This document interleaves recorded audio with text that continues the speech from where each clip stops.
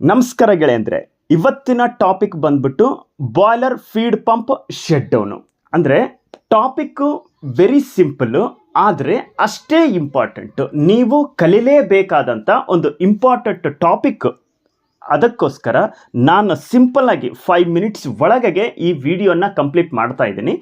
ಗಮನವಿಟ್ಟು ಕೇಳ್ರಿ. ಆಮೇಲೆ ಬಾಯ್ಲರ್ ಫೀಡ್ ಪಂಪ್ನ ಶಟ್ ಡೌನ್ ಮಾಡಬೇಕಾದ್ರೆ ಏನೆಲ್ಲ ನಾವು ಗಮನ ಇಡಬೇಕು, ಯಾವ್ಯಾವ ಪ್ರೊಸೀಜರ್ನ ಫಾಲೋ ಮಾಡಬೇಕು ಅನ್ನೋದನ್ನು ಡೀಟೇಲಾಗಿ ಸಿಂಪಲ್ಲಾಗಿ ಎಕ್ಸ್ಪ್ಲೇನ್ ಮಾಡಿದ್ದೀನಿ. ಕೇಳಿ. Boiler feed pump shut down ಕರೆಕ್ಟಾಗಿ ಮಾಡಿಲ್ಲ ಅಂದರೆ ಪಂಪ್ ಡ್ಯಾಮೇಜ್ ಆಗುತ್ತೆ. ಸೊ ಇವತ್ತು ನಾವು ನಿಮಗೆ safe shut down procedure explain ಮಾಡ್ತಾ ಹೋಗ್ತೀನಿ.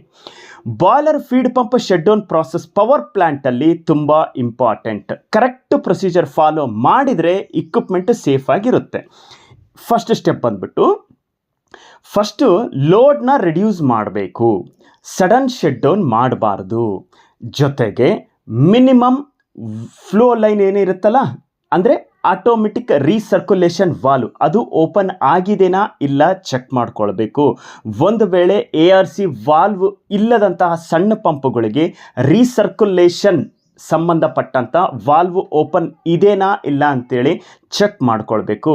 ಅದುಗಿನ ನಾವು ಓಪನ್ ಮಾಡಿಲ್ಲ ಅಂತಂದರೆ ಪಂಪು ಓವರ್ ಹೀಟ್ ಮತ್ತು ವಾಟರ್ ಟೆಂಪ್ರೇಚರ್ ಇರೋದ್ರಿಂದ ಕ್ಯಾವಿಟೇಷನ್ ಪ್ರಾಬ್ಲಮ್ ಆಗುತ್ತೆ. ಸೊ ಫಸ್ಟ್ ಮಾಡೋಂಥ ಕೆಲಸ ಮಿನಿಮಮ್ ಫ್ಲೋ ಲೈನ್ ಓಪನ್ ಮಾಡ್ಕೊಳ್ಬೇಕು. ಇದು ಪಂಪ್ ಓವರ್ ಹೀಟಿಂಗ್ನ ಪ್ರಿವೆಂಟ್ ಮಾಡುತ್ತೆ. ಆಮೇಲೆ ಡಿಸ್ಚಾರ್ಜ್ ವಾಲ್ವ್ನ ಸ್ಲೋ ಆಗಿ ಕ್ಲೋಸ್ ಮಾಡಬೇಕು. ಸಡನ್ ಕ್ಲೋಸ್ ಮಾಡಬಾರ್ದು. ಒಂದು ವೇಳೆ ಸಡನ್ ಕ್ಲೋಸ್ ಮಾಡಿದರೆ ಪ್ರೆಷರ್ ಸರ್ಜ್ ಬರುತ್ತೆ. ಅಂದರೆ ಲೈನ್ ಹ್ಯಾಮರಿಂಗ್ ಆಗಲಿ, ಸರ್ಜ್ ಈ ಥರದಂತಹ ನಮಗೆ ಹ್ಯಾಮರಿಂಗ್ ಆಗಲಿ, ಆಮೇಲೆ ಪಂಪಿಗೆ ಒಂದೇ ಸರ ಲೋಡ್ ಬೀಳಂಥ ಚಾನ್ಸಸ್ಗಳು ತುಂಬ ಜಾಸ್ತಿ ಇರುತ್ತೆ. ಅಂದರೆ ಲೋಡ್ ಅಂತಂದರೆ ಎಲೆಕ್ಟ್ರಿಕಲ್ ಲೋಡ್ ಅಲ್ಲ, ಪಂಪ್ ಇಕ್ವಿಪ್ಮೆಂಟ್ ಲೋಡ್ಗೆ ಜಾಸ್ತಿ ಡ್ಯಾಮೇಜ್ ಆಗುತ್ತೆ. ಆಮೇಲೆ ಮೆಕ್ಯಾನಿಕಲ್ ಸೀಲ್ಗೂ ಡ್ಯಾಮೇಜ್ ಆಗೋಂಥ ಚಾನ್ಸಸ್ ತುಂಬ ಇರುತ್ತೆ. ಇನ್ನು next, cooling water immediate of ಮಾಡಬಾರ್ದು. ಯಾಕೆ ಮಾಡಬಾರ್ದು ಅಂತಂದರೆ ಪಂಪ್ ಕೂಲ್ ಆಗೋವರೆಗೂ ನಾವು ಕಂಟಿನ್ಯೂ ಆಗಿ ಕೂಲಿಂಗ್ ಟವರ್ ವಾಟರ್ನ ಸರ್ಕ್ಯುಲೇಷನ್ ಮಾಡ್ತಾ ಇರಬೇಕು.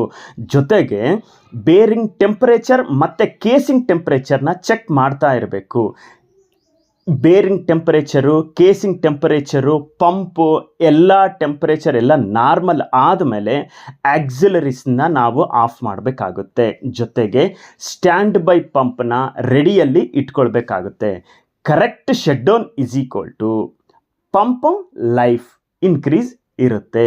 Wrong shut down is equal to pump damage ಆಗೋದು ಗ್ಯಾರಂಟಿ. ಇಷ್ಟು ಒಂದು ಪ್ರೊಸೀಜರ್ನ ನಾವು boiler feed pump shut down ಮಾಡಬೇಕಾದಂತಹ ಸ್ವಲ್ಪ ಪ್ರೊಸೀಜರ್ಸ್ನ ನಾನು ಕ್ಲಿಯರಾಗಿ ಹೇಳಿದ್ದೀನಿ. ಇಷ್ಟು ಪ್ರೊಸೀಜರು ನಾವು ಮಿನಿಮಮ್ ನಾವು ಮಾಡಲೇಬೇಕು.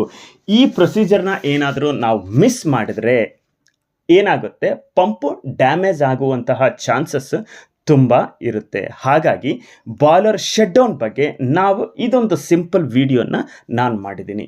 ಈ ವಿಡಿಯೋ ನಿಮಗೆ ಇನ್ಫಾರ್ಮೇಟಿವ್ ಅನಿಸಿದರೆ ಲೈಕ್ ಮಾಡಿ ಮತ್ತು ಅದೇ ರೀತಿ ಶೇರ್ ಮಾಡಿ. ಸಬ್ಸ್ಕ್ರೈಬ್ ಮಾಡೋದನ್ನು ಮರಿಬೇಡಿ. ಇದೇ ಥರದ ಟೆಕ್ನಿಕಲ್ ವಿಡಿಯೋನ ನಾನು ಕಂಟಿನ್ಯೂ ಯೂಟ್ಯೂಬಲ್ಲಿ ಹಾಕ್ತಾ ಇರ್ತೀನಿ. ನನ್ನ ಚಾನಲ್ನ ಸಬ್ಸ್ಕ್ರೈಬ್ ಮಾಡ್ಕೊಳ್ಳಿ. Thank you friends.